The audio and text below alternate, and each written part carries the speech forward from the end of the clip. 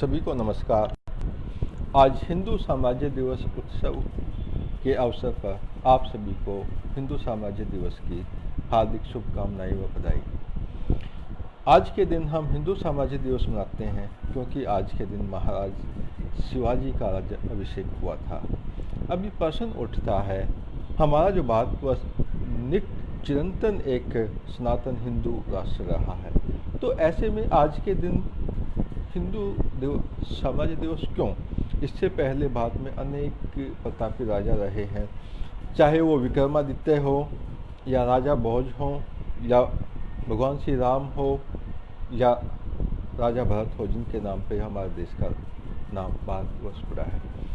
तो फिर शिवाजी के राज्याभिषेक पर हिंदू दिवस क्यों? तो इसकी हम थोड़ी सी बैकग्राउंड में जाते हैं, उस समय की हम घटना को याद करते हैं। शिवाजी के जन्म से पूर्व भारत में ऐसी स्थिति थी कि पूरे देश में मुस्लिम शासकों की सल्तनत चल रही थी। पूर्व से पश्चिम तक, उत्तर से दक्षिण तक सभी जगह नदियों का जो जल था वो गायों और हिंदुओं के रुधिर से दूषित हो गया था। कहीं भी स्त्रियां सुरक्षित नहीं थी। ऐसे कहने वालों को मंदिर में जाने की इजाज़त नहीं थी, अनुमति नहीं थी। उस समय कोई भी पूरे भारतवर्ष में हिंदू राजा नहीं था। ऐसा नहीं था कि कोई हिंदू साम्राज्य की स्थापना नहीं कर सकता था।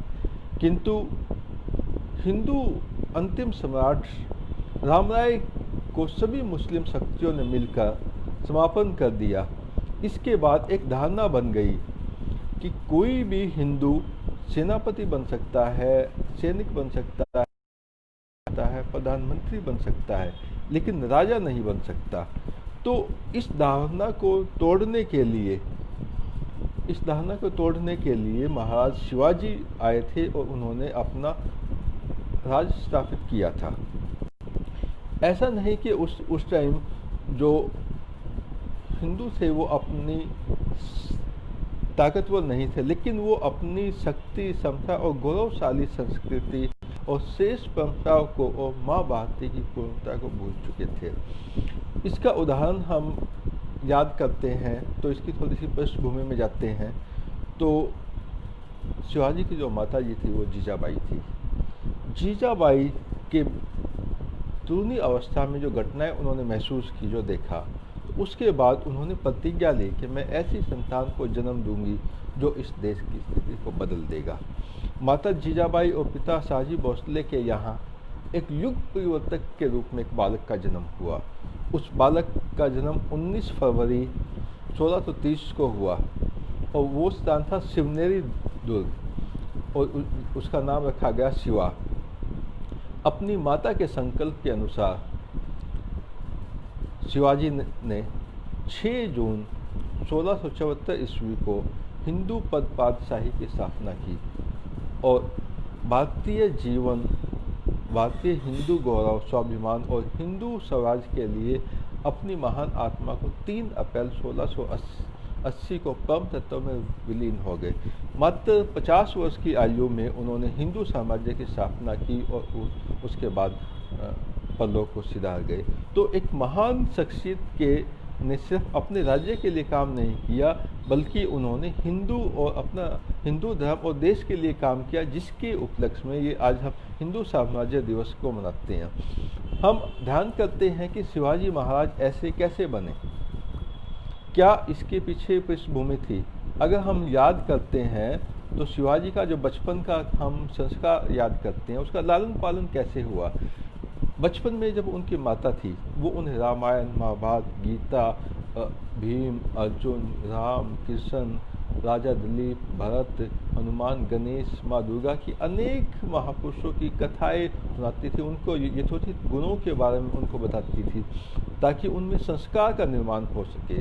जैसा देखता है वैसा ग्रहण करता है। जैसे हम महाभारत में भी ध्यान करते हैं, अर्जुन ने जब अपनी पत्नी सुभद्रा को वो युद्ध के वो चीज़ें सुना रहा था तो चक्रव्यूह तोड़ने के रहस्य सुनते सुनते सुभद्रा सो गई। तो इसलिए अभिमन्यु से अंदर घुसने का तो मार्ग ढूंढ पाया, लेकिन निकलने का रास्ता नहीं निकल पाया। तो ऐसे ही हमारे बच्चों पे हमारे माता के उसका गर्भ के समय में जो अवस्था होती है उसमें क्या खाते हैं, क्या पीते हैं, क्या सुनते हैं, उसका पूरा पूरा असर बच्चे पे जाता है और बच्चे की प्रवृत्ति वैसी ही उत्पन्न होती है।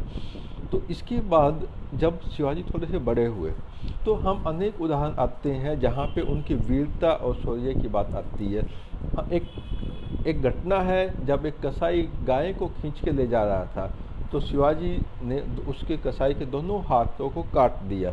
ये एक उनके अपना बचपन से संस्कारों की बात दिलाती है। बचपन से ही उनकी माता ने उनको खिलौनों के स्थान पे अलग अलग हथियार, तलवार, भाला, शस्त्र दिए। उनका उद्देश्य था कि ये बच्चा ओजस और वीरता से भर जाए, ये उनका मुख्य उद्देश्य था। इसके साथ साथ उनकी माता ने उसको हिंदू संस्कार, स्वाभिमान भी दिए। उनमें निडरता, श्रद्धा, पूर्वज, देवी देवताओं के प्रति सम्मान की भावना भी भरी। परिणाम स्वरूप शिवाजी महाराज स्त्री के प्रति सम्मान व्यक्त करते। हमें एक दो घटनाएं याद आती हैं। जब कल्याण के सूबेदार की वधू को शिवाजी के सैनिक जब कल्याण का किला जीत के लेके आए तो उसको पालकी में लेके आए, उन्हें अपना महाराज शिवाजी को भेंट स्वरूप देना चाहते थे, लेकिन शिवाजी ने उनको मना कर दिया और बाकायदा उस सूबेदार की बहू को ससम्मान मातृवत अपना सम्मान दे के उसको वापस भिजवाया। इसी तरह हम एक और घटना याद आती हैं कि रांचे का पाटिल वहाँ का एक जो सलाहकार था, सूबेदार था, वो शिवाजी का काफ़ी निकट था, उनका क्लोज था, लेकिन उसने एक नारी पर बुरी नज़र डाली तो उसको भी शिवाजी ने सजा देने से हिचक नहीं की। तो शिवाजी एक गुरु भक्त भी थे। उन्होंने जब स्वराज्य की इच्छा की तो उन्होंने माँ भवानी के चरणों में आकर उन्होंने कहा कि तुम आगे बढ़ो, मैं तुम्हारे साथ हूँ। और इसी का उदाहरण हम देखने को मिलता है। अफजल खान शाइस्ता खान पर आक्रमण किया और पन्हालगढ़ से विशालगढ़ तक अपना सुरक्षित पहुँचे। उन्होंने अनेक मंदिरों का निर्माण किया। औरंगजेब द्वारा जब काशी में मंदिर तुड़वाए जा रहे थे तो उस समय उन्होंने उनको कड़ा पत्र लिखा और उनको विरोध जताया। अब हम शिवाजी के अलग अलग घटनाओं के बातचीत करते हैं। शिवाजी की एक अपनी कार्य करने की अलग शैली थी, उसके अलग से लक्ष्य थे। वो अपना समय से प्रेरित राज्य की उनकी एक सोच थी जो कि आजकल हम लोकतंत्र की सोच कह सकते हैं, जिसमें कि हर एक आदमी की भागीदारी हो। उनके जाने के बाद स्वराज्य बढ़ता गया और हम ध्यान करते हैं कि हमारे यहाँ पंचायत राज या जो पंचायत का जो निर्णय लेने की जो थी वो बहुत स्ट्रोंग थी। ऐसे ही उनके समय में भी वो बहुत स्ट्रोंग हुई। उनके समय में अटक से कटक साम्राज्य हो गया, लेकिन उसके साथ साथ अपना लोकल सतह पर ग्राम लेवल पे एक व्यवस्था भी खड़ी हुई जिसको स्वराज का नाम दिया, जो कि राष्ट्रीय हित के लिए वहाँ के लोकल उसके लिए अच्छी है। उन्होंने कभी भी अपनी किसी भी नियुक्ति में, किसी भी कार्य में कोई भाई भतीजावाज का प्रयोग नहीं किया। उन्होंने जो भी नियुक्तियाँ की वो उनके गुणों के आधार पर की। उनके जितने भी कोई सूबेदार थे, कोई अपने सेनापति थे, मंत्री थे, कोई भी उनके अनुकंपा या किसी सिफारिश के हिसाब से नहीं थे। सब अपनी योग्यता पे थे। उन्होंने कोई रिश्तेदारी की योग्यता के हिसाब से ऐसा नहीं करते थे। जैसा योग्यता हो वैसे ही उसके हिसाब से काम देते थे। अब हम ध्यान करते हैं एक नटजीवा महल्ला का किस्सा। जब अफजल खान का वध करना था तो सिर्फ उनके साथ एक ही व्यक्ति था, जो नटजीवा महल्ला, जो कि एक विशेष पद विकसित किया था उन्होंने। हम ध्यान करते हैं उस घटना में जब शिवाजी महाराज अफजल खान से मिलने जाते हैं तो वो एक सारा ही इशारों में उनकी एक योजना बन चुकी होती है। जैसे ही वो उनसे गले मिलेंगे तो वो महल्ला बाहर जो खड़े सिपाही और जो उसका अफजल खान का साथी है उनको दसे कलम कर देगा। तो ऐसा ही हुआ। अंदर वो गले मिलने लगा, मिलते ही उन्होंने अपना अजमल खान का वध किया, वहाँ उसके सैनिकों का वध किया। इसी वजह से वो वहाँ से 1200 जो सैनिक उसके आसपास घात लगाए बैठे थे तो उनसे निकलने में सक्षम हुए। ऐसा ही वो अपनी व्यक्ति की योग्यताओं के हिसाब से ढूंढते थे। महल्ला एक नट था, लेकिन उसकी योग्यता को पहचाना, उसके उसके हिसाब से कार्य दिया। हम ध्यान करते हैं बाजी प्रभु देशपांडे को, जो कि विरोधी सेना का सेनापति था, उसको बड़ी कूटनीति से अपना बनाया।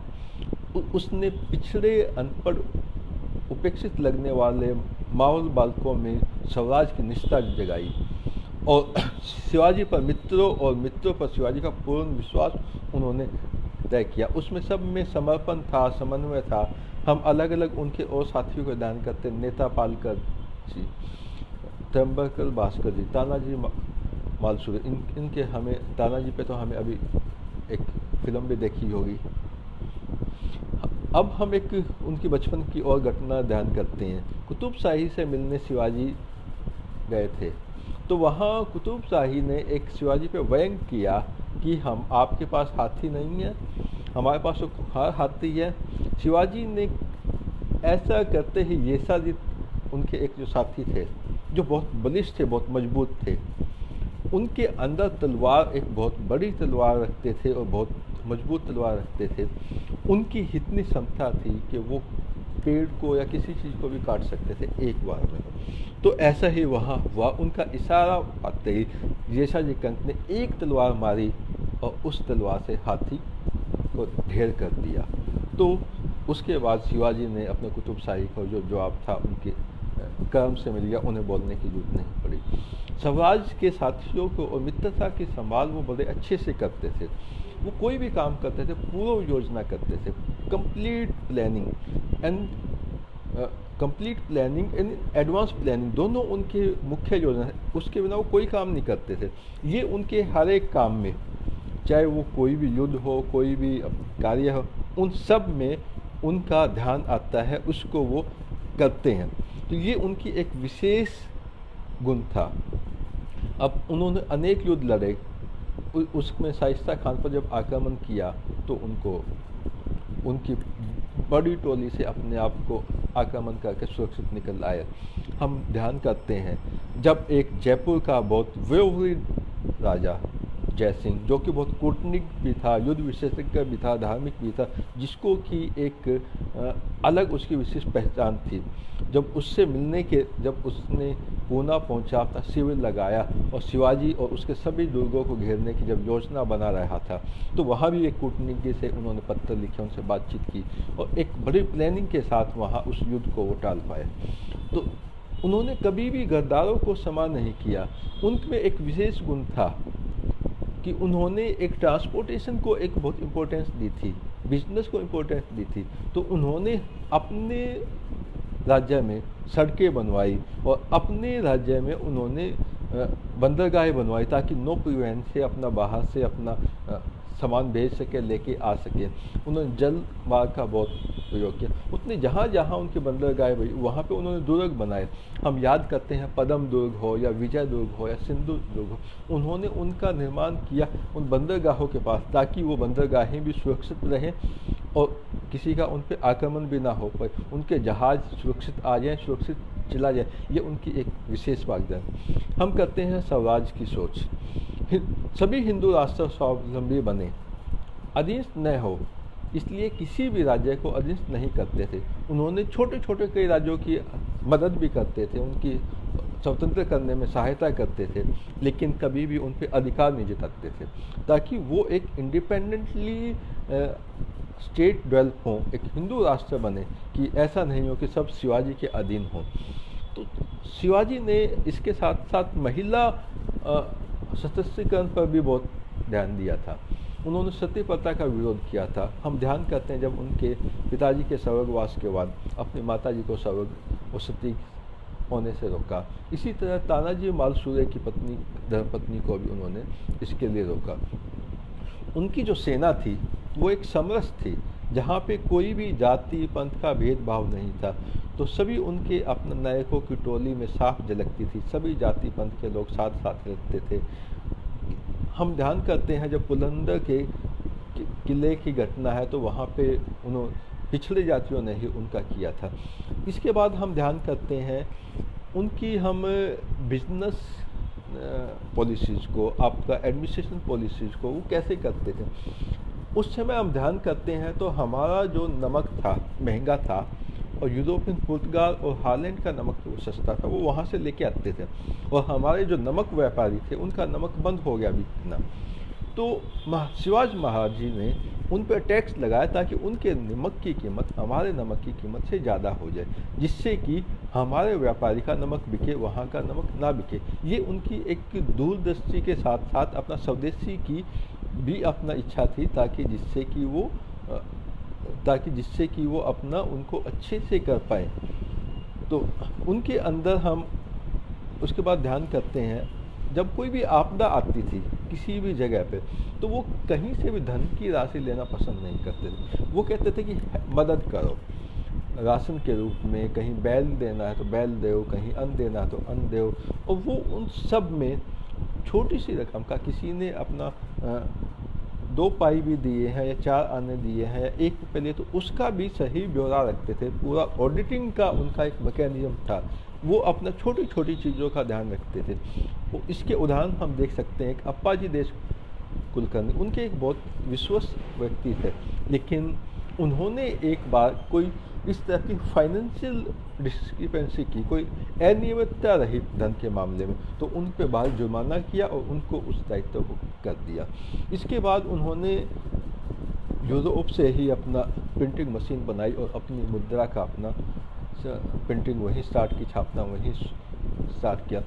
उसने अपने पूरे राज्य के अंदर छोटे छोटे जो भी अपना कारीगर हैं उनको प्रशिक्षित कर दिया, ताकि वो अच्छा सामान बना पाए, उसको भेज पाए, तो अच्छा सामान और कम लागत में कर पाए। ये इसके लिए उसने काफ़ी प्रोत्साहन किया।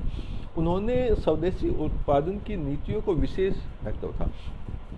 हम ध्यान करते हैं आज भी विश्व में सबसे अच्छे घोड़ों में से अपना हम अरबी घोड़ों का नाम लेते हैं, तो उस समय भी अरबी घोड़े सबसे अच्छे माने जाते थे।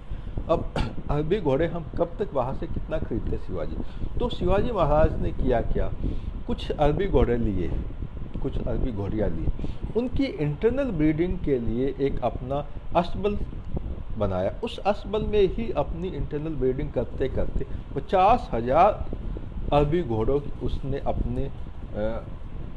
अपने घुड़साल में कर लिए, जो कि एक बहुत बड़ी थी। शायद कितने अरबी घोड़े थे उससे पूरे भारतवर्ष में भी नहीं होंगे।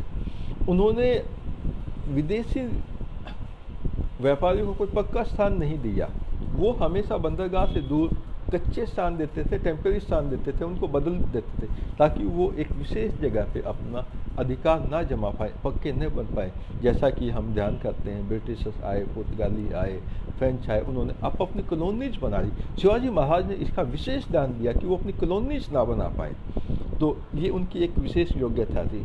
उन्होंने व्यापार की राजनीतिक में धर्मांतर और राजनीति करने वालों के सख्त खिलाफ थे। हमें ध्यान करते हैं कि गोवा के अंदर पुर्तगाली एक जो वो थे पोप थे, उनको सजा भी दी गई। तो वो पूरे देश में एक समान कर प्रणाली उन्होंने लागू की थी।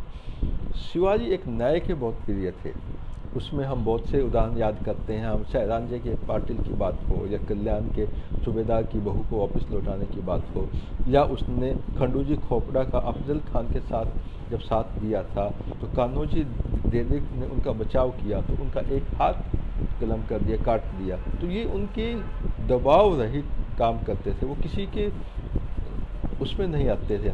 उनके जो निर्णय था वो पंच परमेश्वर पे निर्माण करता था। हम ध्यान करते हैं कि शिवाजी महाराज उन्होंने पंचायत को बहुत डेवलप किया कि सारे आदमी मिलके किसी भी घटना को एक ध्यान से पूरा सोचें, समझे, सारे फैक्ट तथ्य लेके आए, उसके आधार पर न्याय करें, और ताकि जल्दी उन पर न्याय हो सके और जनता का विश्वास बने। शिवाजी की जो शासन व्यवस्था थी उसमें स्वावलंबन पर जो था, जैसे आजकल हमारे प्रधानमंत्री जी ने कहा है, तो ये एक विशेष उनकी नीति थी। इस नीति के तहत उन्होंने स्वावलंबन को काफ़ी जोर दिया। उनके अंदर न्याय व्यवस्था बहुत अच्छी थी। सुरक्षा के मामले में तो हम जानते ही हैं, उन्होंने अपना चाहे विदेशी हो या देशी हो सभी तरीके अपनाए। उन्होंने वाणिज्य व्यापार की उनकी अपनी विशेष नीति थी। उन्होंने बाहरी व्यापारियों के प्रति उनकी अपनी नीति थी। उन्होंने स्वदेशी तकनीक को बहुत ध्यान दिया। हम ध्यान करते हैं कि उस समय फारसी उर्दू भाषा का बहुत चलन था, लेकिन उन्होंने पूरे अपने साम्राज्य में मराठी और संस्कृत का विशेष ध्यान दिया। उन्होंने जब संस्कृत भी का विशेष महत्व दिया और उन्होंने संस्कृत के लिए गुरुकुलों को भी प्रोत्साहन किया। जो उनके मराठी भाषा प्रयोग होती थी उसमें भी संस्कृत के शब्दों का ज़्यादा से ज़्यादा हम प्रयोग किया। जैसे हम कई बार बोलते हैं निष्ठावान, कई बार बोलते हैं ईमानदार। ईमानदार फारसी का शब्द है, लेकिन निष्ठावान हमारा हिंदी संस्कृत का शब्द है। तो इसलिए हम बोलने चालने में छोटे छोटे शब्दों को भी उन्होंने परिवर्तित कर दिया, ताकि अगर मराठी भी बोल रहे हैं, मराठी में वो फारसी के शब्द ना प्रयोग करके संस्कृत के शब्द लें। तो ये उनका भाषा के प्रति एक विशेष था। उन्होंने अपनी भाषा गुरुकुल को एक विशेष महत्व दिया। उन्होंने चाहे जल संरक्षण हो या पर्यावरण हो, उसका उनमें भी उनकी पूरी जैसी थी। उन्होंने सामरिक दृष्टिकोण से किया। एक हम घटना याद करते हैं सामरिक दृष्टिकोण की। शिवाजी ने एक अपने सहयोगी को औरंगजेब के पास भेजा। उस साथी में एक योग्यता थी कि वो अपने कंधों पे भैंसे को उठाकर किले की दीवार पर चक्कर लगा सकता था। तो ये एक सामरिक का एक उसने शिवाजी ने उसे तैयार किया था और औरंगजेब के पास भेजा। उसको सिर्फ एक संदेश देना था कि ये एक व्यक्ति, उसके पास ऐसे ऐसे सक्षम व्यक्ति हैं जो इससे भी ज़्यादा कर सकते हैं। उसने जब बताया शिवाजी को कि मैं शिवाजी महाराज के पास से जाके औरंगजेब को कि मैं वहाँ उससे दुखी होकर आपके पास आया हूँ, उसने अपने जब योग्यता बताई तो उन्होंने ये कहा कि मैं सिर्फ अकेला नहीं हूँ, मैं तो एक को उठाता हूँ, उनके पास दो दो को उठा के लेके जाने वाले व्यक्ति हैं, उनके पास हाथी को उठा के लेके जाने वाले व्यक्ति हैं। तो उन्होंने एक सामरिक दृष्टि से ऐसा औरंगजेब के मन में भय पैदा किया। तो ये भी उनका एक विशेष योग्यता थी। उन्होंने पूरी अपनी व्यवस्था को करप्शन लेस किया, भ्रष्टाचार रहित किया। एक हमने अभी उदाहरण दिया है कि किस तरह उन्होंने अपने एक छोटी सी घटना के लिए एक अपने बहुत विश्वस्त को हटा दिया था, उसके पद से मुक्त कर दिया था।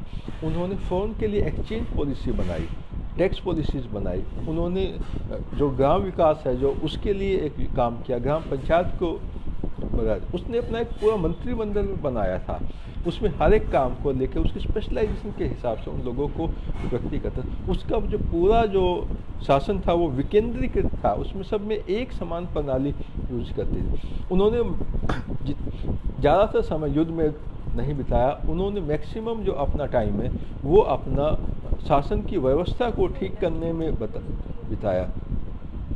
हम उनके बारे में बहुत से महान लेखकों के द्वारा उनकी अलग अलग टिप्पणी भी की गई है। तो उन्होंने उनके बारे में हम एर्ली इब्राहिम की एक कोट ध्यान करते हैं, जिन्होंने अपनी पुस्तक में लिखा the great Mughal. Shivaji Hindu politic tradition को जीवित करने का प्रयास किया। शिवाजी ही वो महान व्यक्ति है जिन्होंने हिंदू पॉलिटिकल ट्रेडिशन को अभी तक बचाए रखा। उन्होंने अलग अलग कार्य किए। गोवा में पादरियों के धर्मांतरण के लिए उनके सिरों को कलम कर दिया, सिरोच्छेद कर दिया गया। वहाँ के वायसराय को भी उन्होंने पनिशमेंट दी, सजा दी। शिवाजी की युद्ध नीति, गतिशीलता, गोरिल्ला युद्ध प्रणाली जो उन्होंने एक की थी, उन्होंने क्या किया था कि एक मान लो 50,000 के सैनिक हैं, इनके पास 2,000 सैनिक हैं, 50,000 से 2,000 नहीं, उन्होंने गोरिल्ला युद्ध से 50,000 सैनिकों के साथ 2,000 सैनिकों के साथ युद्ध लड़ा और उनमें उनके अपने मात्र कुछ सैनिक गवा के मैक्सिमम उनके हज़ारों 10-20 हज़ार को ख़त्म करके वहाँ से अपना बच के निकलना उनकी उस गोरिल्ला नीति का विशेष गुण था। उनके समय में हमेशा धैर्य से काम करते थे, संयम रखते थे, कभी भी नहीं छोड़ते थे। वो श्रद्धा आधार बनाकर नई व्यू रचना बनाकर काम करते थे। उनकी गुप्तचर जो व्यवस्था थी वो उस समय उत्तम थी। उन्होंने कभी भी अपने बहुत सारे गुप्तचर थे और आपस में एक दूसरे को भी नहीं जानते थे। तो उनके पूरे देश में उनकी पूरे मंत्रियों को भी नहीं पता था, इसलिए इतनी बड़ी उनकी गुप्तचर व्यवस्था थी। वो शायद आज के इतिहास के लिए बड़ी प्रशंसनीय है। अब शिवाजी महाराज की तो उनके विरोधियों के द्वारा भी प्रशंसा की जाती है। हम ध्यान करते हैं जब शिवाजी महाराज राजा जयसिंह के शिविर में थे 3 दिन के लिए वहाँ रहे थे। जब उन्होंने पत्र लिखा था तो उन्होंने अपना जयसिंह के उसमें गए थे, तो वहाँ राजा जयसिंह के पास एक इटालियन टोपची था जिसका नाम था निकोलाई मनुची। 3 दिन वहाँ विरोधी के शिविर में शिवाजी महाराज रहते रहते वो निर्भयता से वहाँ घूम रहे थे, बातचीत कर रहे थे। वो उनसे अपना जैसे तोपों के बारे में जानकारी ले रहे थे, अस्तबल में जाते तो घोड़ों के बारे में जानकारी लेते थे, या हथियार खाने में जाते थे तो वहाँ हथियारों की जानकारी लेते थे। जब उन्हें पता था कि विरोध के शिविर में आप पे कभी भी जान घातक हमला हो सकता है, लेकिन वो संयम से वहाँ सब काम करते रहे। उन्होंने एक और घटना ध्यान करते हैं राजपूत सरदार महासिंह शेखावत जी के साथ, तो उन्होंने बहुत अच्छे से उसको भी टैकल किया, हैंडल किया।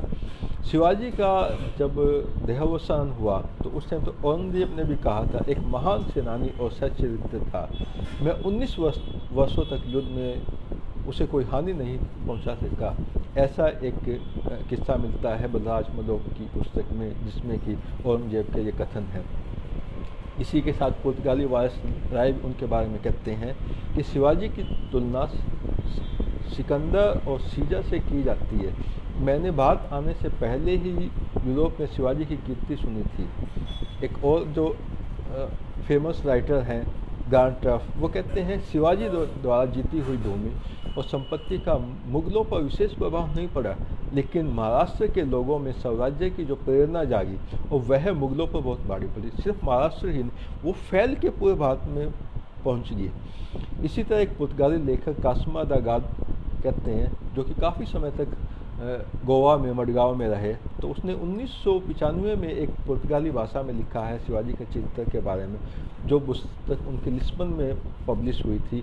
वो लिखते हैं, शिवाजी केवल काम करने में तेज नहीं था, बल्कि शरीर कसा हुआ था, चेहरा आकर्षक था, व्यक्तित्व प्रभावी था। विशेष रूप से उसके काले नैन इतने भेदक थे कि वह देखता तो लगता था कि मानो आंखों से चिंगारी निकल रही है। उसकी आंखें उसकी बौद्धिक ऊंचाइयों का प्रमाण देती थी। दूसरा हम बात करते हैं अब वर्तमान में। वर्तमान में हम जो बात है उसमें एक अपना संविधान है, और हर एक देश का एक संविधान होता है जो कि एक मौलिक चिंतन के हिसाब से एक दस्तावेज तैयार होता है। उसी के आधार पर शासन, प्रशासन और जनजीवन का संचालित होता है। बात को संपन्न प्रभुत्व, संपन्न और लोकतंत्र में गणराज्य बनाए रखने के लिए भारत का संविधान हमारा मार्गदर्शक है। इस संविधान में हम ध्यान करते हैं तो 22 भाग हैं, और हर एक भाग में कुछ चित्तर हैं। उस चित्तर के बारे में कुछ ना कुछ हम बताते हैं। तो अभी हम ध्यान करते हैं संविधान के भाग 15 में चित्रकार नंदलाल बोस ने 2 चित्र बनाए हैं। एक चित्र शिवाजी महाराज का, दूसरा गुरु गोविंद सिंह का। चित्र बताते हैं कि शिवाजी महाराज और गुरु गोविंद सिंह जी भारतीय राजनीतिक व समाज में सर्वथा प्रासंगिक रहे हैं। संविधान के भाग में इस भाग का विषय है निर्वाचन, और निर्वाचन से हम ध्यान करते हैं कि राजा कैसा हो। तो इसमें राजा में हम प्रतिष्ठित हो, हम भगवान राम का भी नाम ले सकते हैं, लेकिन जो वर्तमान परिस्थिति के हिसाब से शिवाजी की जो राज्य करने की क्षमता थी, जो शासन चलाने की क्षमता थी, उसके वो अद्वितीय रही है। उस अद्वितीय को मानकर उसको हमारे भारतीय संविधान में प्रयोग किया गया। ये हमारे उनकी विशेषता है। उनके गुण थे त्याग, बलिदान, शौर्य, ये उनके विशेष गुण थे। शिवाजी महाराज ने अपने अलग अलग उनके बिंदु रहे हैं, अलग अलग उनके व्यक्तित्व के काम रहे हैं, तो उनके समय में बहुत सी घटनाएं हुई हैं। सिर्फ हम इसको शिवाजी महाराज का दिवस नहीं मनाते, अभिषेक दिवस नहीं मनाते, हिंदू साम्राज्य दिवस मनाते हैं, क्योंकि ये सिर्फ एक शिवाजी महाराज की विजय नहीं थी, हिंदू राष्ट्र की विजय थी। इसके परिणाम स्वरूप देश में हिंदू स्वाभिमान जागा। हम ध्यान करते हैं औरंगजेब की चाकरी करने वाला एक उस समय का प्रमुख कवि था जिसका नाम था कविवर भूषण, जिन्होंने शिवाजी महाराज की स्तुति करते थे। इसी तरह हम संत समाज की बात करते हैं तो वहाँ भी शिवाजी महाराज को एक विशेष दर्जा दिया गया है, जहाँ पे हिंदू संरक्षक के नाते उनको हम जानते हैं। राजस्थान के जितने भी हमारे पास राजा थे, वो एक वहाँ के राजपूत राजा दुर्गादास राठौड़ के नेतृत्व में हिंदवी पताका को लेकर निकले और वहाँ से विधर्मी सत्ता को उखाड़ फेंके। फिर हम बुंदेलखंड में आते हैं। बुंदेलखंड के महाराजा छत्रसाल या फिर आसाम के राजा चक्रधर सिंह हो या कुछ बिहार के राजा रुद्र सिंह हो, उन्होंने अपने राज्यों में हिंदू स्वराज्य के प्रति स्वाभिमान व आत्मविश्वास का निर्णय किया और यही उन्होंने शिवाजी महाराज से प्रेरणा मिली थी। शिवाजी महाराज का संपूर्ण व्यक्तित्व हिंदू समाज के प्रति आज भी मूर्तिमंत आदर्श है। शिवाजी महाराज द्वारा किए गए परिणामों के स्वरूप हम एक देखते हैं। अब शिवाजी के नीति कुशलता और उद्देश्य की पवित्रता आज भी यूं की यूं है। हम उनकी एक वाक्य ध्यान करते हैं। स्वदेश व देश धर्म की रक्षा हेतु मराठे निरंतर विजय हुए, दिल्ली की देहरी से भी आगे उनके विजय अश्वों ने सिंधु सीता की पावन धारा काव्य रसवादन किया। दक्षिण में विजय मराठे सागर के उत्काल तरंगों तक अपने विजय की तुरंत ले जाने में सफल हुए हैं, जिनका एकमात्र लक्ष्य हिमालय की हिम से लेकर शैलमालाओं के दक्षिण के महासागर के उत्ताल तरंगों तक हिंदू साम्राज्य और हिंदू पद पातशाही की स्थापना करना था। यह छत्रपति शिवाजी के कारण ही संभव हुआ। आज शिवाजी के इस राज्य अभिषेक के अवसर पर, इस उत्सव के अवसर पर मैं एक बार सभी को बधाई देता हूँ। उनके जीवन से हमें प्रेरणा मिलती है, उनके जीवन से हम गुणों को शिक्षा मिलती है और जो कि आज भी प्रासंगिक है। मैं इन्हीं के साथ अपनी वाणी को विराम देता हूँ। जय हिंद, जय भारत, जय शिवाजी, जय भवानी, जय।